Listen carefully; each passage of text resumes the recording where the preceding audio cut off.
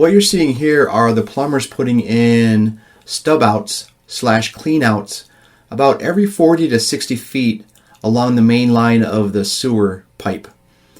And what these are used for is to clean out the pipes if there's a blockage within the sewer line.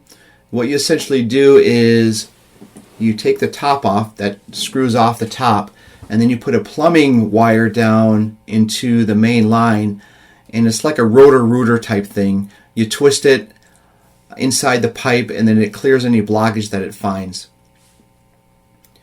These are going to be sticking out about every 40 to 60 feet, like I mentioned, and they'll be just above the surface about a foot or so. And then you can also see in this photo that you have that green line that's starting to be attached to the top of the pipe. So if we need to locate that using a metal detector, we have the ability to do that. Here you're just seeing a longer run of the pipe heading back towards the back of the property, and then you can see that stub out right in the background there. And again, these are going to be placed 40 to 60 feet apart. And I believe on ours is probably 3 or 4 of them along the entire route. But we'll show you some more of those as we move forward. In this photo, you can actually see the edge of the concrete that makes up the septic tank that we dug around. And you can see the pipe there that is bypassing that is only about a foot, maybe a foot and a half off from the edge of the concrete. You can tell that that's the septic tank. It's got a little bit of substantial concrete to it, and it makes up essentially a large gallon tank to feed into the leach field from the waste from the house. So again, we've bypassed that. That goes past back into the woods into the back of the property. Here you can see more of the pipe being laid down with another stub out towards the top of the photo here. Also, you can see how the excavator took out all of the roots while it was digging out the trench. You can see all the roots there sticking out from the various trees and plants that are along the path here. And it just kind of shows you the power that this machine has as it's digging out a trench. You can see that the wire is still on top of the pipe here, which is a good sign, so we can locate it if we need to. And then of course, with the fittings on there every 20 feet, the piping actually becomes a little more flexible, so we're able to make those gradual bends, as you can see here, going from the bottom and then up towards the right. Just a slight, very gradual bend as shown here. This is a close-up view of what the stub out looks like. And again, this is sticking up about maybe a foot at most above the ground, and it'll be used to clean out. You'll also notice the purple ring around the bottom of the fittings, and all that is PVC cleaner. So on any PVC job, whether you're doing it for new plumbing or sewage or whatever, if you're using PVC pipe, you want to make sure that the ends are clean. And essentially what that is, it's a purple liquid that goes on the end.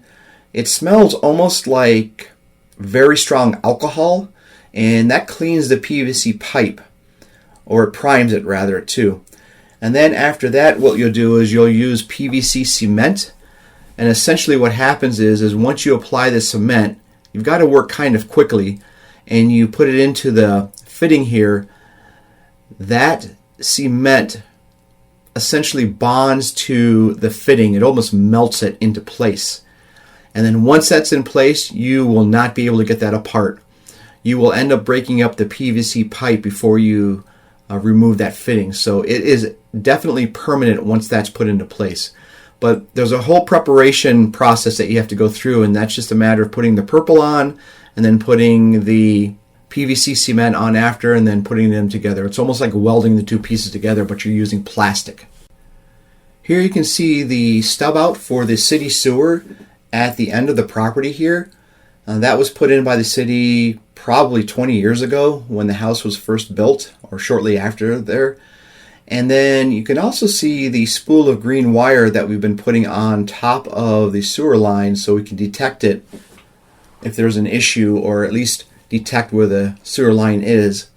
And now all there is to do is just connect the piping from the house into the sewer line that you see stubbing up there.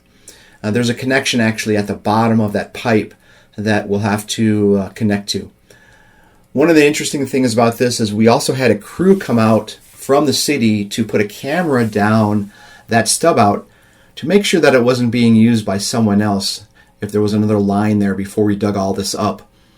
And after 20 years of sitting there, or 15 years, or however long it was there, that pipe was still very clean, which indicated that it was not being used.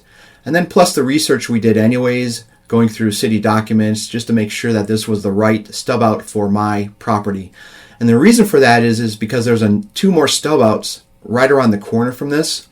One is for the house that sits behind this tree line that you're seeing here, and the other one is for the empty lot that is right behind my lot. So the owner of that lot is the next house beyond this tree line that I mentioned earlier. He actually owns that lot and is not going to build on it. So, but the stub out is still there just in case something happens down the road. So with that being said, that brings us to the end here of this particular series. And we are going to close this one out because we are going to move on to the next series and give you an update of where that is. So until next time, peace out.